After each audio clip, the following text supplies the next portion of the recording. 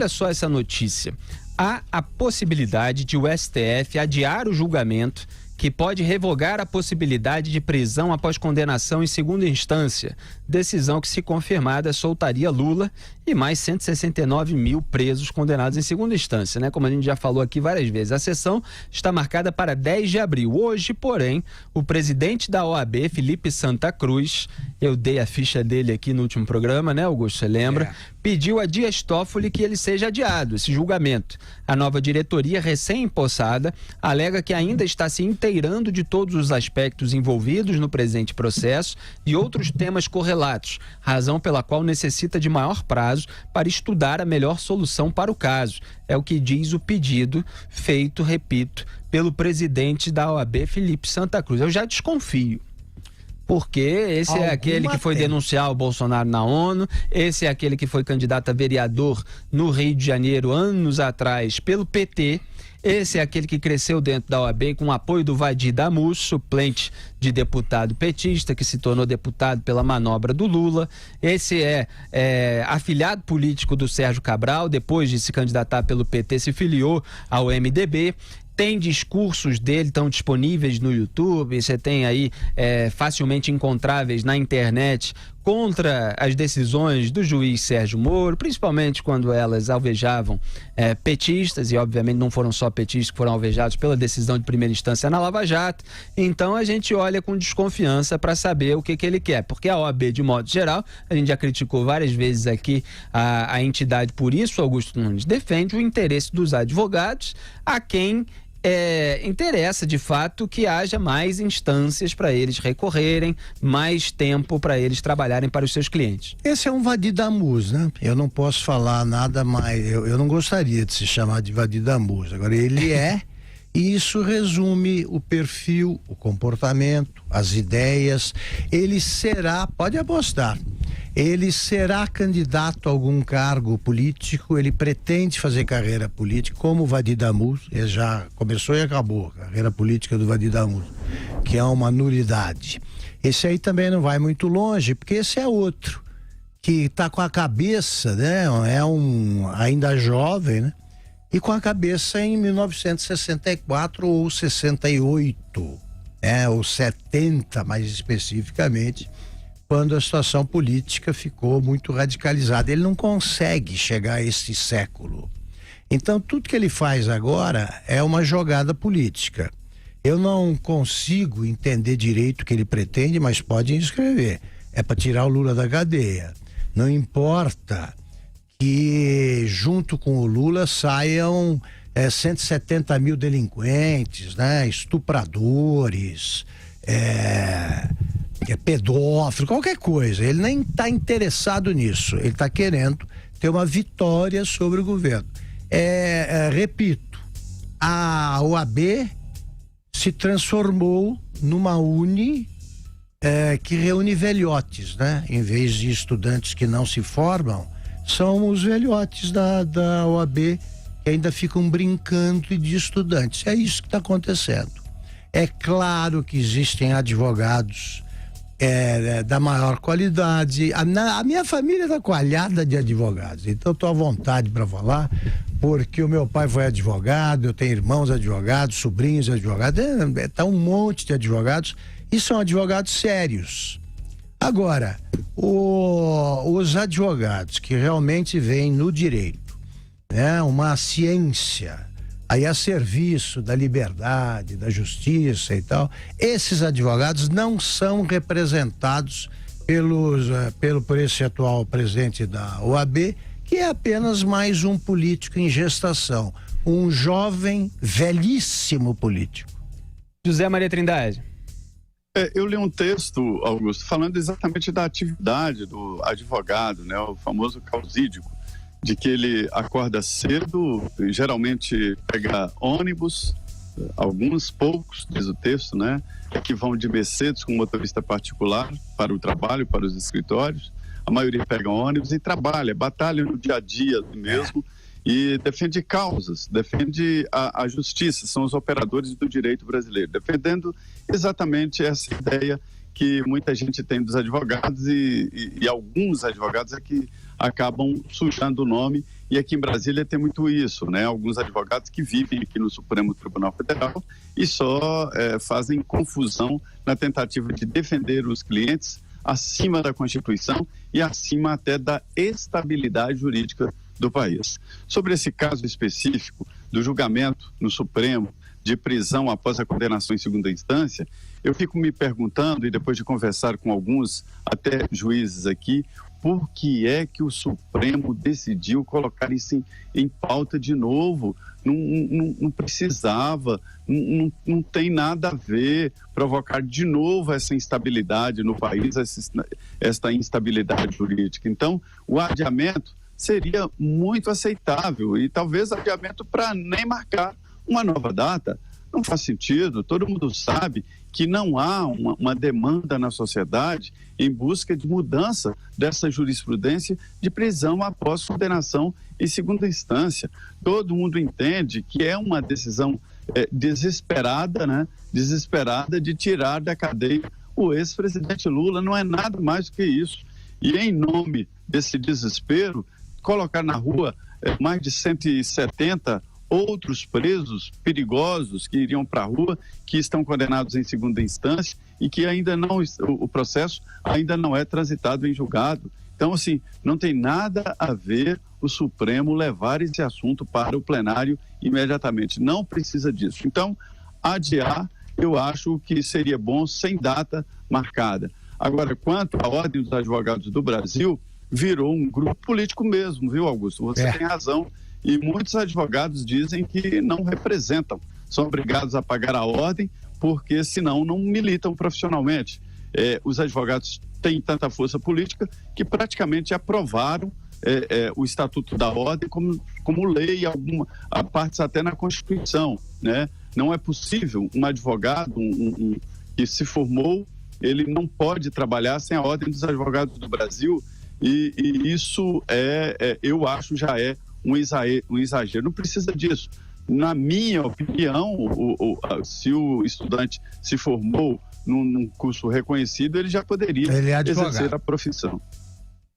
E a gente fica com a suspeita, Augusto Nunes, se eles estão querendo adiar, deve ser para quê, né? Qual é a manobra que devem estar tentando fazer? Tem devem essa suspeita, sim, você tem razão. Quais são os melhores argumentos, quais são as melhores brechas para conseguir reverter aquela decisão do plenário do Supremo Tribunal Federal tomada em outubro de 2016? Será que eles sentiram que a Rosa Weber, por exemplo, que é o fiel da balança nesse caso, vai obedecer coerentemente ao princípio da colegialidade que ela tanto defendeu?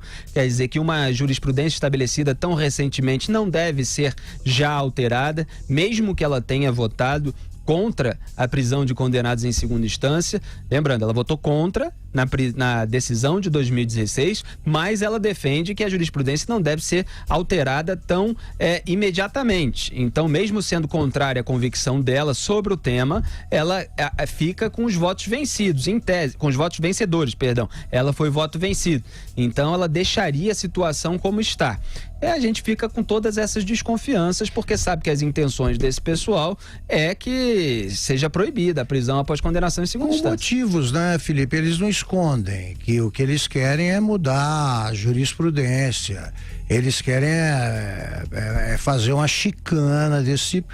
E por que nós vamos acreditar que, de repente, eles acordaram pensando no Brasil? O passado é que justifica o desempenho presente das pessoas. Você olha para só faz bobagem. De repente o quê? Tem um estalo de Vieira e começa a pensar, bem, isso aí não existe.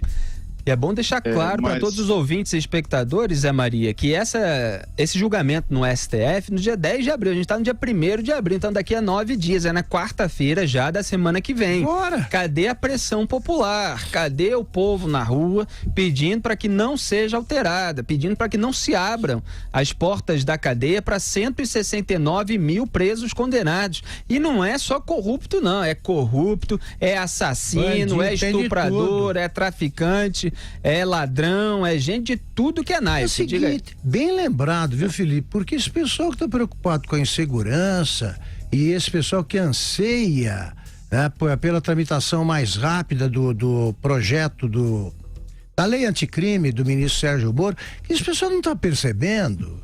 Cadê o barulho saudável, com argumentação, não com ofensas, nas redes sociais?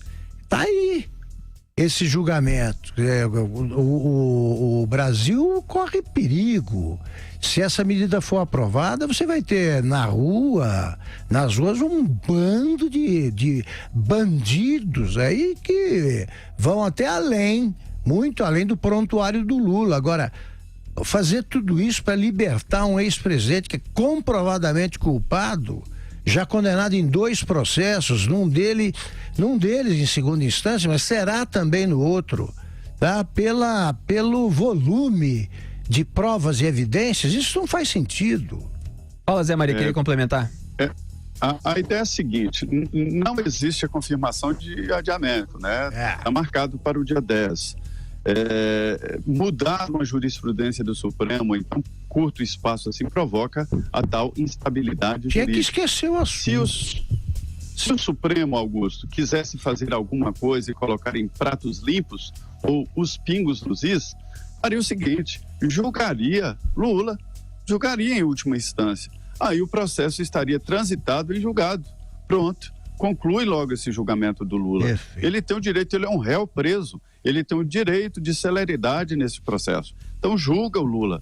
E aí encerra, aí depois lá na frente pode-se discutir em tese a prisão ou não em segunda instância, porque existe uma dúvida ali no artigo constitucional. Agora, eu vou te confessar aqui, me preocupa muito mais, isso eu acho muito difícil que o Supremo mude isso e coloque o Lula na rua. Agora, me preocupa muito mais o STJ, onde o Lula pediu para o processo dele ir para a Justiça Eleitoral. Se isso acontecer, o Supremo já definiu que atos tomados por ministros que não são próprios, não são do processo, são considerados nulos, né?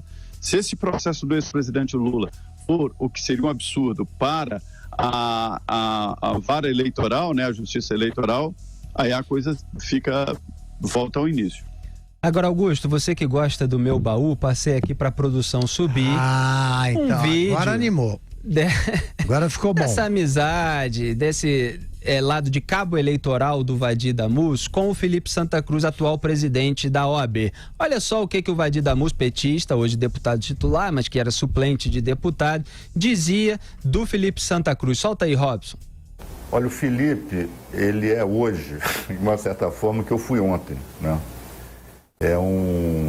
Ele se juntou a nós, ao nosso movimento, depois, se não me engano, no início dos anos 2000, esteve comigo em 2 mandatos lá no Sindicato dos Advogados, né?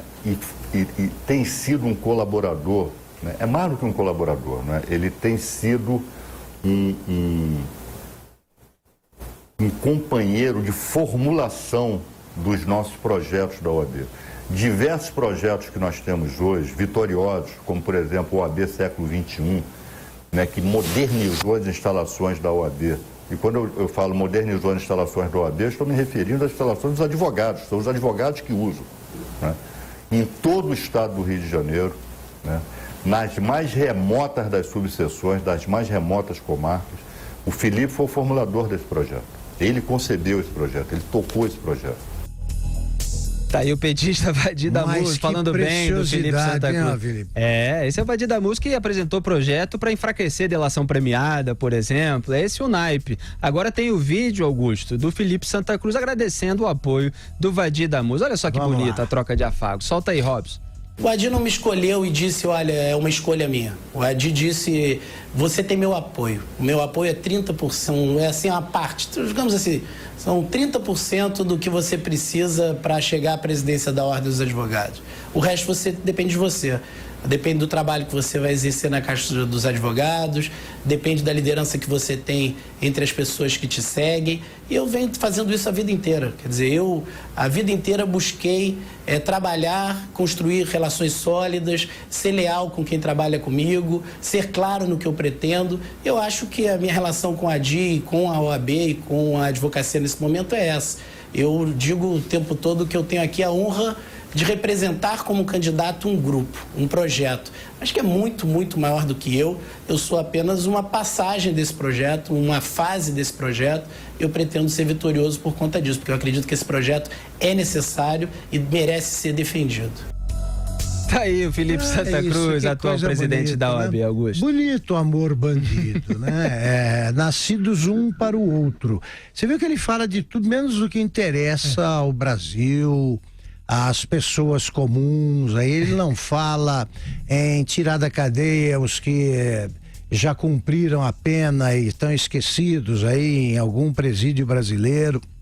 Não fala na agilidade da justiça, não fala em colaborar para fazer justiça. Não, ele pertence a um grupo que tem um projeto para a OAB. Isso é coisa de partido. Isso é coisa de partido. Quer dizer, os advogados, que o advogado, eu repito pela milésima vez e com muito orgulho e convicção, a grande frase do Heráclito Fontoura Sobral Pinto: o advogado é o primeiro juiz da causa. E se ele percebe, segundo Sobral Pinto, que seria tido como um otário hoje pela turma desse grupo, por esse grupo aí, esse o advogado percebe que o seu cliente é culpado, ele deve fazer o possível para abrandar a pena com as atenuantes reais que ele encontrar e nunca mentir para enganar a justiça e tirar a qualquer preço não, o preço é bem caro que eles cobram, da cadeia um culpado. Os advogados hoje não têm o menor pudor em fazer o possível e o impossível para tirar da cadeia quem tem de ali estar para pagar pelo que fez. Zé Maria Trindade, seu complemento rápido, ele falou ali, o Felipe Santa Cruz, atual presidente da OAB, né? Era época de campanha ainda, que ele é leal a quem trabalha com ele. Então tá aí, vai ser leal ao Vadir Damus, olha só. É cria e criador, né? Esses sindicatos, a Ordem dos Advogados do Brasil é um sindicato, não tem como traduzir de forma diferente, né? É um agrupamento né, que está sendo dominado por elites e tal, e o resto dos advogados, embora não tenha outra opção, né, seguem aí essas pessoas que se revezam no poder e deixam sempre amigos. Eu acho que precisa oxigenar, né? Está na hora de oxigenar as bases do direito se revoltarem contra essas cúpulas. É que eles estão usando a mesma técnica da Uni, né? A eleição não é direta, não. Passa por 1000 truques aí e resulta na permanência do mesmo grupo.